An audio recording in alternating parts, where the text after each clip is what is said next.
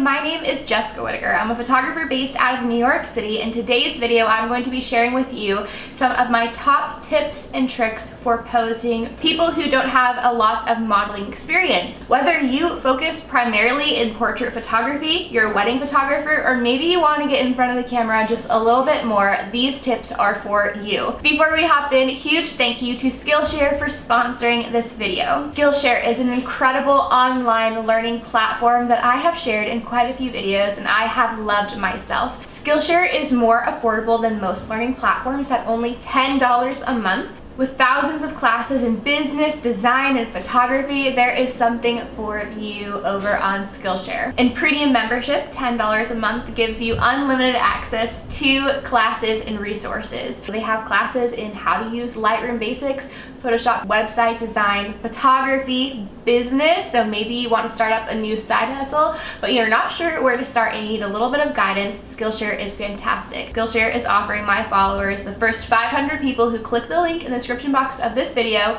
2 months of free premium access. How awesome is that? So go browse the library of thousands of classes. Who knows, maybe you'll pick up a new hobby along the way.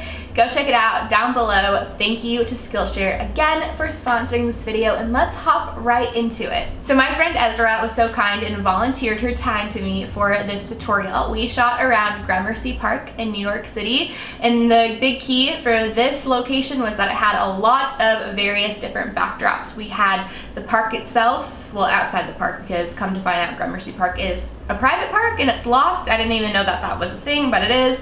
We have some beautiful buildings around and a lot of greenery to work with, a lot of variation. So that's definitely first off key. One thing you can also reassure your clients and your friends of is that first 10 minutes you're not even going to be using those shots. It is all a test for lighting. I had her start out by sitting down on the ground. This is what I do with almost all of my clients, especially those with minimal modeling experience. Sitting down is the most relaxing pose 99% of the time for a client. It is less limbs for them to have to worry about. All they have to focus on is their arms and their beautiful smile. So we started Ezra by sitting on a little ledge outside of the park, and we were able to get quite a few different shots. You can shoot vertically, wide shot, you can do some close-up shots, horizontal, you can really mix it up. So the next thing I had Ezra do is bring her hands up by her face, and you can have this be a couple of different ways. You could have her interlace the fingers and have it up by the face. My favorite is to have them wrap one hand around the wrist and then let this hand kind of fall naturally on their jawline. I usually don't have the hands too close where it's up on the cheekbone, slide it down to the jaw, or even move it to the lip, but either way you're showing as much of their face as possible, and they can switch their expression from being super happy to a little bit more serious depending on the vibe. Next tip, going back to hands, is just to pay attention to hands in general. They can be such an awkward thing to pose, but it doesn't have to be difficult. Just make sure that you don't have, for instance, your subject with like a fist pointing out. This just looks like a weird glob of flesh. Instead, rotate the wrist, relax the fingers, and this is a lot more flattering than this, and I'll show you guys in this clip. And look at me and smile. Now when I have Ezra turn her wrist in and then kind of relax her fingernails, it adds a little, it looks more natural, and it also adds a little bit more of a detail to the shot. Extending from the hands is the arm, and arms are so key. You don't want them to be pressed against their side where it, smashes all of the flesh. I mean, it's not flattering for anyone. I actually find a lot of women are self-conscious of their arms, and I think that it is just because of how they are seeing it in a photograph. When the arm is pressed straight to the body, this can happen in senior portraits and bridal party photos. I see a lot. What I want Ezra to do is still have that arm down, but just lift it away from her torso. So another thing, if you want to have the arm straight down, at least make sure there's a little bit of bend to the elbow. That tip applies a little bit more to bridal portraits when they're holding a bouquet or they have something in their hand, because I see a lot of times the bride is like stiff and squished. Bring it out, bend it up, a lot more flattering. Giving your client that little tip is going to be great. Just make sure when you word it to your client that you don't use any kind of negative term. Don't say, your arm looks unflattering, bring it away from your torso, please.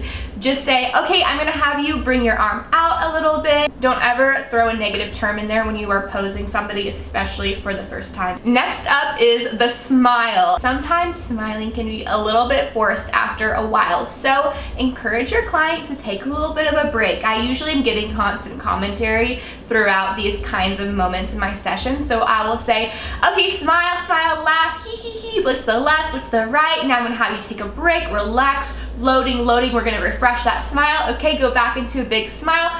Just give them about, a few seconds to relax the muscles and go back in, or even with that, your commentary, it might make them even laugh harder. The key is just to have it always be a little bit more candid and natural and relaxed. If you want to take your portraits to the next level, you can have them coordinate with the backdrop, so it is very monochromatic and almost editorial. I gave you guys the most basic example in this video. Ezra's wearing a gray top and black pants, so we have her against a black brick wall.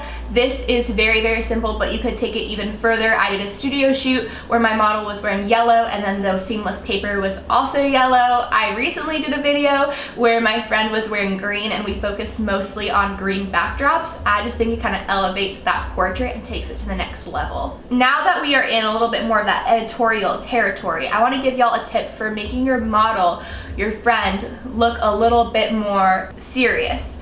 Those serious expressions can really translate, kind of be a little bit more artsy, but sometimes it can look a little bit too angry with our friends. So my wonderful assistant, Sage, gave y'all the tip that she learned. You can whisper the word "prue" through the lips loosely, and it will either make your model look very bored and relaxed, which is exactly what we want, or they will break out into a big smile. You can also just tell your subject, okay, just look so bored right now, like you do not want to be here. Sometimes I'll even have them take a deep breath in, breathe out, close their eyes, and then look at me. Another cool element that you guys can add as the photographer to bring these portraits to the next level with your friends is to add elements in front of your lens for a little bit of lens distortion. So we just used what we have on hand, and that was Sage's umbrella. So it's this really cool kind of transparent color that when all the layers are built up, it added a little bit of a hazy effect on the bottom of my lens. You can do this with other items in the environment. So I have a lot of videos, I'll link down below, when it comes to cool effects. Posing friends should not be stressful, you guys. You're friends, so just relax, have a good time. This isn't life or death, this is just a fun shoot. When it comes to posing clients for the first time, people who don't have as much experience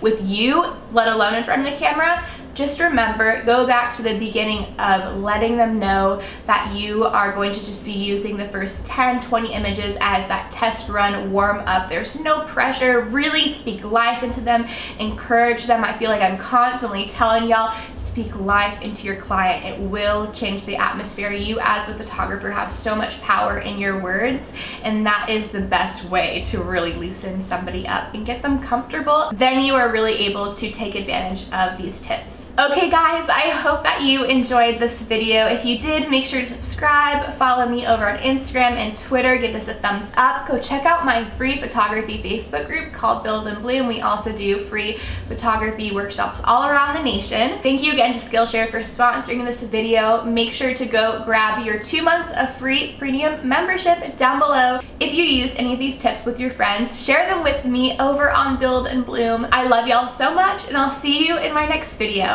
Bye.